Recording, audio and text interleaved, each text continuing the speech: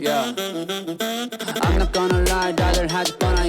I actually am like a huge advocate for taking the power down, but it's more of like a selfish reasoning in the sense that I feel like I'm a pretty powerful girl, and it used to be like a huge, huge skill of mine. I'm like, well, I'm more powerful than most girls.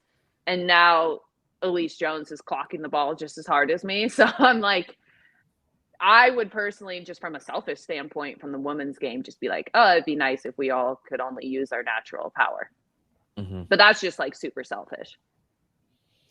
Yeah, but I mean, it's rational. It's a skill, and it's something that is one of your competitive advantages. So you're able to hit the ball harder, generally, than your opponents. Well, what if there was what if you were faster, and there was some shoe that made your opponents faster? Would you like that? No. So it's Yeah. natural to not want that, to want to have your competitive advantages and showcase your skills. You don't want power to be a completely even playing field, right? You want certain players to be able to hit more powerfully than others because that's part of their skill set. And maybe they can't dink as well as other players, right? You have somebody like in tennis previously, like a Juan Martín del Potro, who could absolutely knock the crap out of a forehand.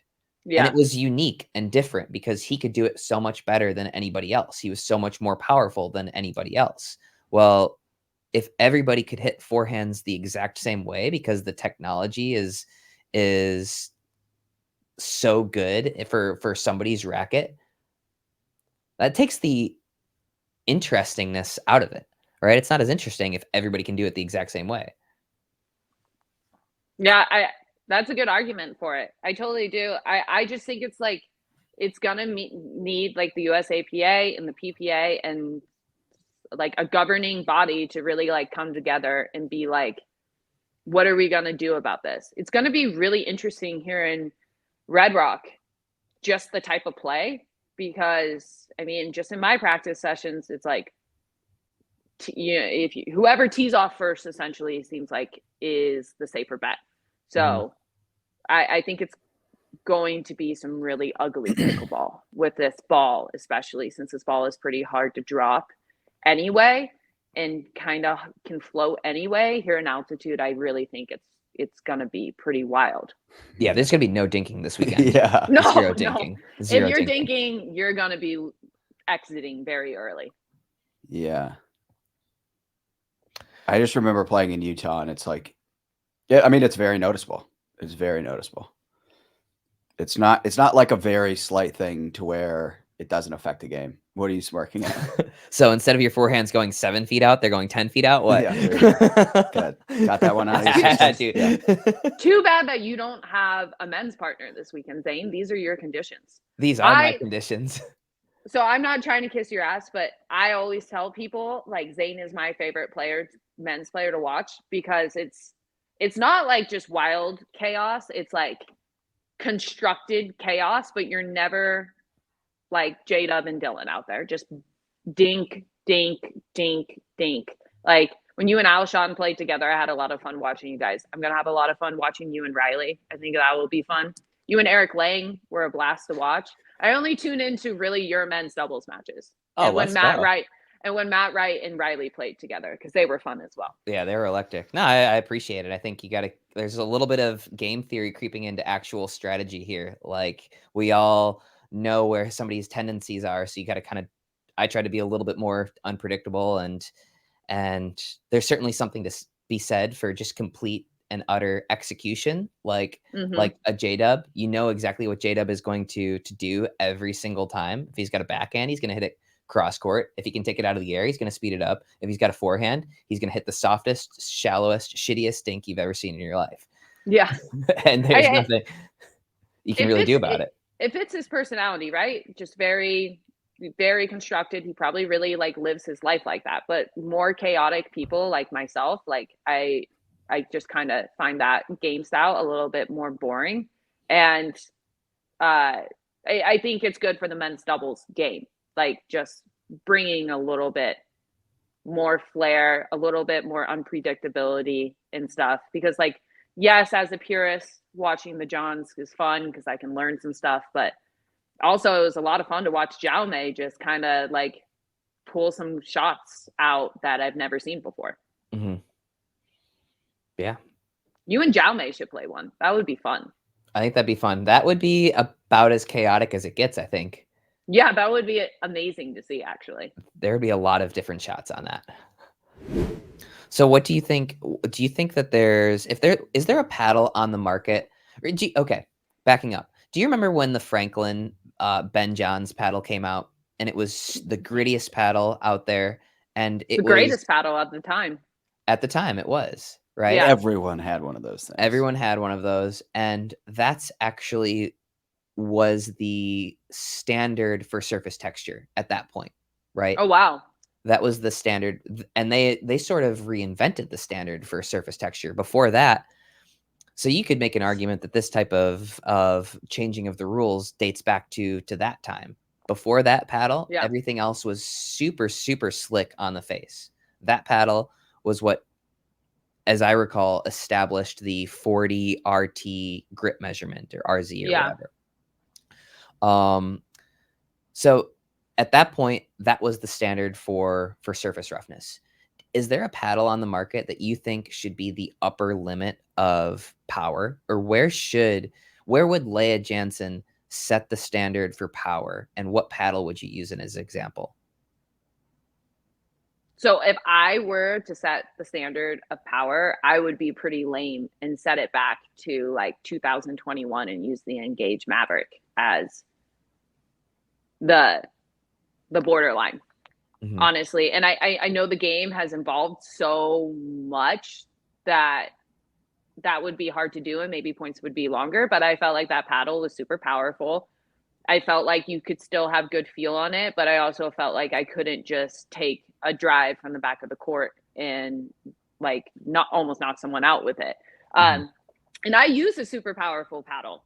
I more so do it out of necessity though. Mhm. Like I do it because, you know, this is kind of where the game is going. So I feel like I had to.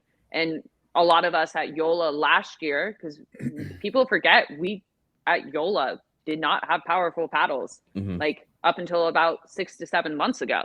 And we kept on asking, like, we need more power, we need more power, we need more power, just because the game has been changing and we were playing against 002s and a lot of other stuff. So me personally, just because I feel like power is not something I need, I would set it at the Engage Maverick standard, Mhm. or like the real Paddletech Bantam Mhm. standard. It might be pretty soft now, but I just think that would add a little bit more to the game. It would make the Johns insufferable to play, though. Well, I yes and no.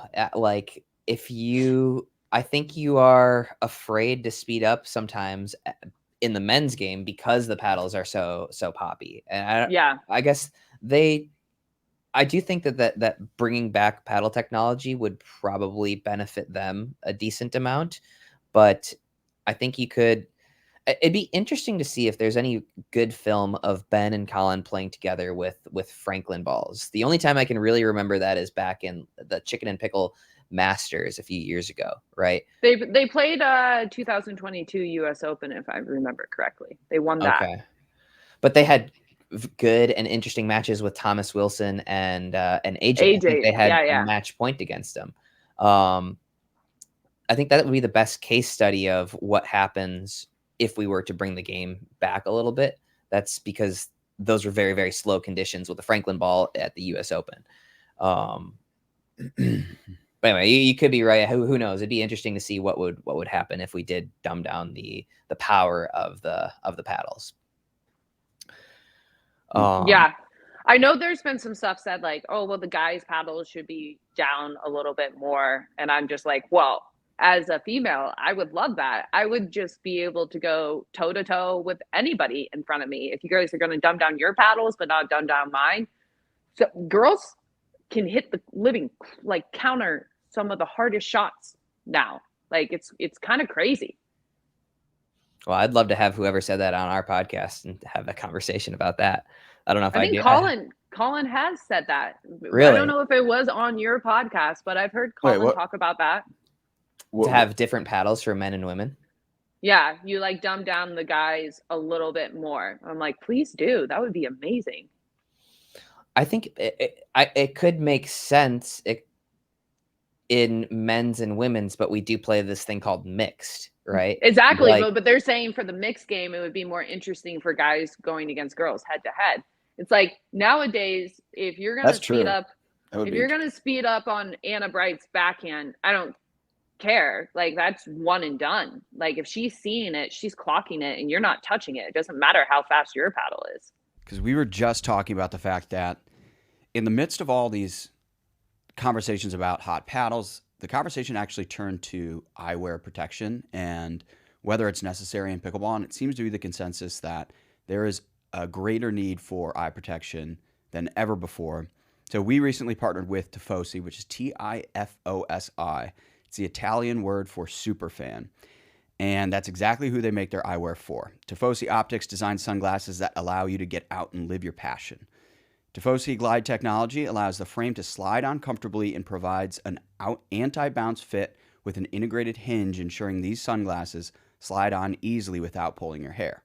Crafted from shatterproof polycarbonate, these lenses not only reduce glare but also offer scratch resistance, ensuring unparalleled eye protection. Hydrophilic rubber nose pads that increase grip the more you sweat, so glasses will stay secure during even the most intense activities. That part's really key, I think. TifosiOptics.com, Tifosi optics.com. All caps DINK20 will get you 20% off. So go get yourself some shade, some eye protection. Paddles are hotter than ever.